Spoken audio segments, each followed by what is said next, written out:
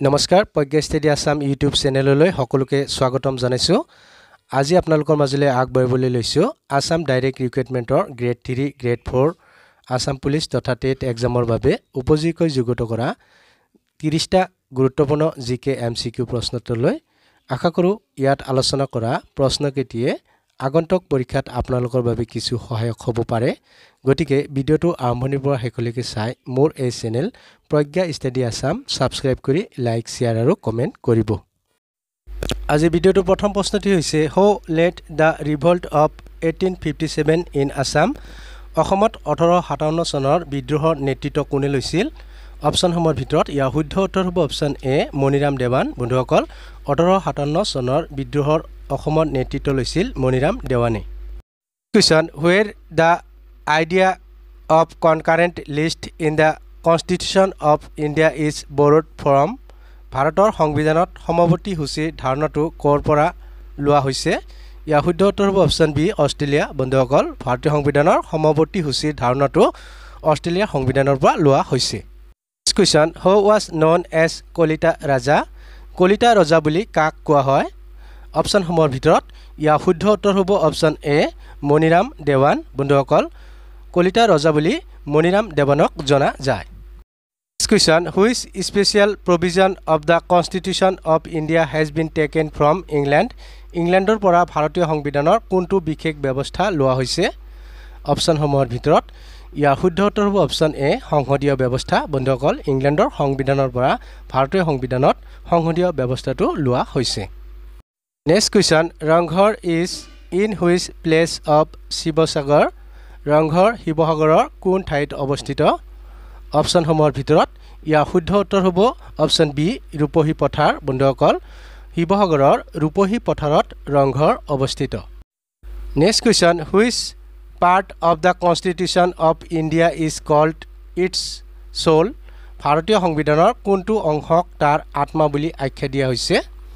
অপশনসমূহৰ ভিতৰত ইয়াৰ শুদ্ধ উত্তৰ হ'ব অপশন এ প্ৰিএম্বুল অৰ্থাৎ প্ৰস্তাৱনা। বন্ধুসকল সংবিধানৰ প্ৰস্তাৱনাক ইয়াৰ আত্মা বুলি আখ্যা দিয়া হৈছে। Next question where the headquarter of Assam Rifles is located? Assam ৰাইফলছৰ মুখ্য কাৰ্যালয় ক'ত অৱস্থিত? অপশনসমূহৰ ভিতৰত ইয়াৰ শুদ্ধ উত্তৰ হ'ব অপশন চি শ্বিলং। বন্ধুসকল অসম ৰাইফলছৰ মুখ্য কাৰ্যালয় শ্বিলঙত অৱস্থিত।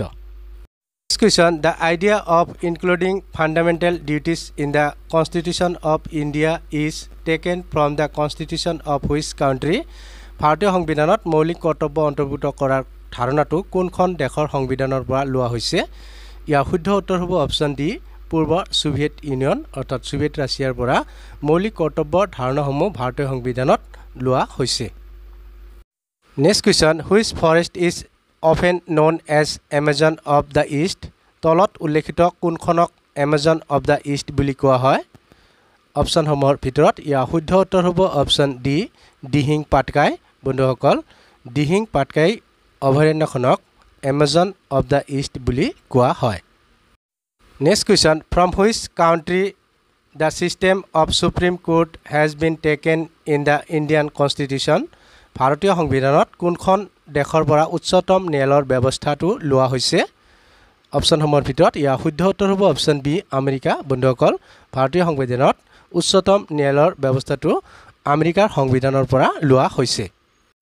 Next question which is the only rainforest in Assam? অসমৰ একমাত্ৰ বৰ্ষাৰণ্য কোনখন? অপশনসমূহৰ ভিতৰত ইয়াৰ শুদ্ধ উত্তৰ হ'ব অপশন চি দিহিং পাটকাই। বন্ধুসকল অসমৰ একমাত্ৰ বৰ্ষাৰণ্যখন হৈছে দিহিং পাটকাই অভয়াৰণ্য।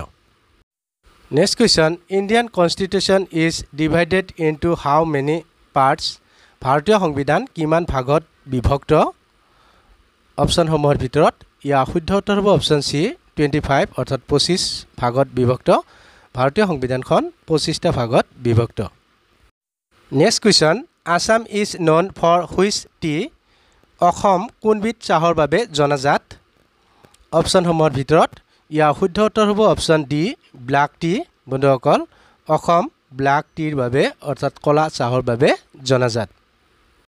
Next question in which part of the Constitution the process of constitutional amendment is mentioned? সংবিধানৰ কোনটো অংশত সাংবিধানিক সংশোধনী প্ৰক্ৰিয়াৰ কথা উল্লেখ কৰা হৈছে? অপশ্যনসমূহৰ ভিতৰত ইয়াৰ শুদ্ধ উত্তৰ হ'ব অপশ্যন চি পাৰ্ট 20 বন্ধুসকল সংবিধানৰ পাৰ্ট 20ত সাংবিধানিক সংশোধনীৰ প্ৰক্ৰিয়াৰ কথা উল্লেখ কৰা হৈছে নেক্সট কোৱেশ্চন হোৱাট ইজ জৌ জৌ মানে কি অপশ্যনসমূহৰ ভিতৰত ইয়াৰ শুদ্ধ উত্তৰ হ'ব অপশ্যন এ ৰাইচ বিয়াৰ অৰ্থাৎ হাজ বন্ধুসকল জৌ মানে হৈছে ৰাইচ বিয়াৰ অৰ্থাৎ হাজ next question in which part of the constitution the fundamental duties of Indian citizens have been given সংবিধানৰ কোনটো অংশত ভাৰতীয় নাগৰিকৰ মৌলিক কৰ্তব্য দিয়া হৈছে ইয়াৰ শুদ্ধ উত্তৰ হ'ব অপশ্যন বি পাৰ্ট 4a বন্ধুসকল সংবিধানৰ পাৰ্ট 4a ত ভাৰতীয় নাগৰিকৰ মৌলিক কৰ্তব্যৰ বিষয়ে উল্লেখ কৰা হৈছে next question in how many ways the constitution can be amended সংবিধানখন কিমান ধৰণে সংশোধন কৰিব পাৰি ইয়াৰ শুদ্ধ উত্তৰ হ'ব অপশ্যন বি 3 অৰ্থাৎ 3 ধৰণে বন্ধুসকল ভাৰতীয় সংবিধানখন 3 ধৰণে সংশোধন কৰিব পাৰি next question the first autobiography in Assamese is thought to be প্ৰথম অসমীয়া আত্মজীৱনী কোনখন অপশ্যনসমূহৰ ভিতৰত ইয়াৰ শুদ্ধ উত্তৰ হ'ব অপশ্যন বি মোৰ জীৱন সোঁৱৰণ বন্ধুসকল লক্ষ্মীনাথ বেজবৰুৱাৰ মোৰ জীৱন সোঁৱৰণখনেই হৈছে প্ৰথম অসমীয়া আত্মজীৱনী next question which river flows through Nameri national park Nameri ৰাষ্ট্ৰীয় উদ্যানৰ মাজেৰে কোনখন নদী বৈ গৈছে অপশ্যনসমূহৰ ভিতৰত ইয়াৰ শুদ্ধ উত্তৰ হ'ব অপশ্যন এ জিয়া ভৰলী বন্ধুসকল নামেৰী ৰাষ্ট্ৰীয় উদ্যানৰ মাজেৰে বৈ যোৱা নৈখনৰ নাম হৈছে জিয়া Bharali Next question, in which part of the constitution is citizenship mentioned?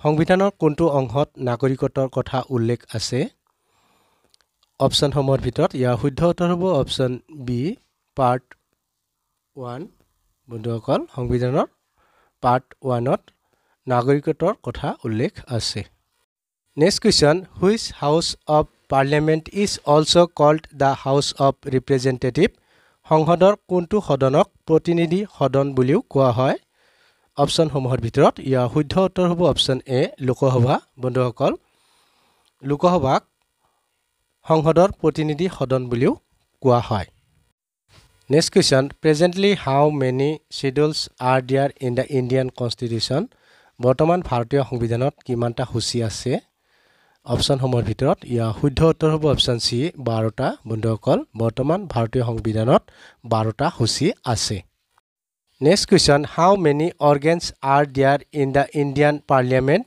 ভাৰতীয় সংসদৰ কেইটা অংগ আছে অপশ্যনসমূহৰ ভিতৰত ইয়াৰ শুদ্ধ উত্তৰ হ'ব অপশ্যন বি 3টা বন্ধুসকল ভাৰতীয় সংসদৰ 3টা অংগ আছে next question which schedule was included in the Indian Constitution in 1985 by the 52nd Constitutional Amendment Act 1985 চনৰ 52 সংখ্যক সাংবিধানিক সংশোধনী আইনৰ দ্বাৰা ভাৰতীয় সংবিধানত কোনখন সূচী অন্তৰ্ভুক্ত কৰা হৈছিল ইয়াৰ শুদ্ধ উত্তৰ হ'ব অপশ্যন বি 10th বন্ধুসকল 1985 চনৰ 52 সংখ্যক সাংবিধানিক সংশোধনীৰ দ্বাৰা ভাৰতীয় সংবিধানত 10 নম্বৰ অনুসূচীটো অন্তৰ্ভুক্ত কৰা হৈছে Next question, which Lok Sabha country is the smallest in the country in term of area?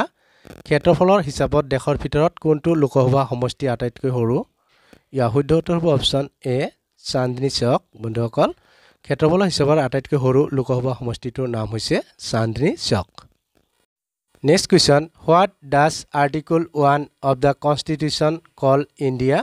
সংবিধানৰ অনুচ্ছেদ 1ত ভাৰতক কি বুলি কোৱা হৈছে অপশ্যনসমূহৰ ভিতৰত ইয়াৰ শুদ্ধ উত্তৰ হ'ব অপশ্যন ডি ৰাজ্যৰ সংঘ বন্ধুসকল সংবিধানৰ অনুচ্ছেদ 1ত ভাৰতক ৰাজ্যৰ সংঘ বুলি কোৱা হৈছে Next question, which is the only union territory of India with its own high court? ভাৰতৰ একমাত্ৰ কেন্দ্ৰীয়শাসিত অঞ্চল কোনখনত নিজাকৈ উচ্চ ন্যায়ালয় আছে ইয়াৰ শুদ্ধ উত্তৰ হ'ব অপশ্যন ডি দিল্লী বন্ধুসকল ভাৰতৰ একমাত্ৰ কেন্দ্ৰীয়শাসিত অঞ্চল দিল্লী য'ত নিজাকৈ উচ্চ ন্যায়ালয় আছে Next question, in which article of the Indian Constitution freedom of the press has been given? ভাৰতীয় সংবিধানৰ কোনটো অনুচ্ছেদত প্ৰেছৰ স্বাধীনতা দিয়া হৈছে ইয়াৰ শুদ্ধ উত্তৰ হ'ব অপশ্যন ডি আৰ্টিকল 19 1 বন্ধুসকল ভাৰতীয় সংবিধানৰ অনুচ্ছেদ 19(1)ত প্ৰেছৰ স্বাধীনতা দিয়া হৈছে next question in home is the executive power of the state vested ৰাজ্য এখনৰ কাৰ্যবাহী ক্ষমতা কাৰ ওপৰত নিহিত থাকে ইয়াৰ শুদ্ধ উত্তৰ হ'ব অপচন বি ৰাজ্যপাল বন্ধুসকল ৰাজ্য এখনৰ কাৰ্যবাহী ক্ষমতা ৰাজ্যখনৰ ৰাজ্যপালৰ ওপৰত নিহিত থাকে next question how many years does an Indian lose his Indian citizenship after staying abroad এজন ভাৰতীয় ব্যক্তি কিমান বছৰ বিদেশত থাকিলে ভাৰতৰ নাগৰিকত্ব হেৰুৱাই পেলায় ইয়াৰ শুদ্ধ উত্তৰ হ'ব অপচন সি 7 ইয়াৰ্ছ অৰ্থাৎ 7 বছৰ বন্ধুসকল এজন ভাৰতীয় ব্যক্তি 7 বছৰ বিদেশত থাকিলে তেওঁৰ ভাৰতৰ নাগৰিকত্ব হেৰুৱাই পেলায় বন্ধুসকল ভিডিওটো চাই কেনে লাগিল লাইক কমেন্ট যোগে জনাব এনে ধৰণৰ নতুন নতুন ভিডিও পাই থাকিবলৈ এতিয়াই সাবস্ক্ৰাইব কৰক প্ৰজ্ঞা ষ্টাডি আসাম পুনৰ নতুন এটি ভিডিওৰ সৈতে আপোনালোকক লগ পোৱাৰ প্ৰতিশ্ৰুতিৰে আজিলৈ ইমানতে সামৰণি মাৰিছো ধন্যবাদ